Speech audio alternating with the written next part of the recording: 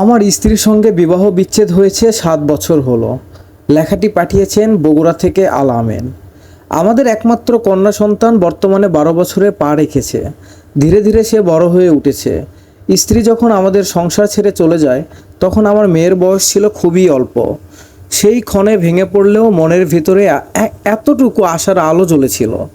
ভেবেছিলাম হয়তো একদিন সে ফিরে আসবে, বুঝতে পারবে নিজের ভুলগুলো, আর অনুশোচনায় আবার আমাদের সংসারে ফিরবে।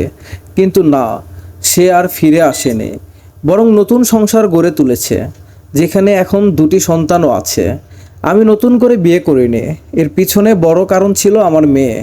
ছোট্ট ওই শিশুটিকে ফেলে রেখে তার মা চলে যাওয়ার পর থেকে আমার মা আর আমি মিলে তাকে পরম যত্নে বড় করেছি। মনের গভীরে সবসময় একটা ভয় কাজ করত, নতুন কেউ যদি আসে সে কি আমার সন্তানকে মেনে নেবে, তাকে নিজের সন্তানের মতো ভালোবাসবে? যদি আদর যত্নে কোনো ঘাটতি হয় তাহলে সেটা আমি সহ্য করতে পারবো না। এটাই ছিল আমার দ্বিধা, আমার থেমে থাকার কারণ। সময় গড়িয়ে চলেছে।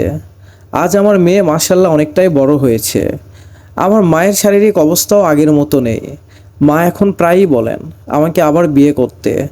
অবাক করার মতো বিষয় হলো, আমার মেয়েও এখন চায় আমি একজন জীবনসঙ্গী খুঁজি, যার সঙ্গে আমি ভালো থাকতে পারবো, আবার নতুনভাবে জীবন শুরু করতে পারবো। এখন এই চাওয়াগুলো আমার নিজের মনে প্রশ্ন জাগিয়েছে। আমি কি আবার বিয়ে করব? আমি কি এমন একজন মানুষকে খুঁজে পাবো যে শুধু আমাকে নয়, আমার সন্তানকেও নিজের মনে করে ভালোবাসবে, যে আমার মায়ের দায়িত্ব নিজের মায়ের মতো নেবে? নতুন করে জীবন শুরু করতে গিয়ে যদি আবার হোঁচট খায় তাহলে কি হবে? এই প্রশ্নের উত্তর খুঁজছি। আপনাদের পরামর্শ চাই। আমি কি সত্যিই আবার বিয়ে করার কথা ভাবতে পারি? এই জন্যই বগুড়ার আমার পাপ্পু ভ্লগস পেজে গল্পটা পাঠালাম।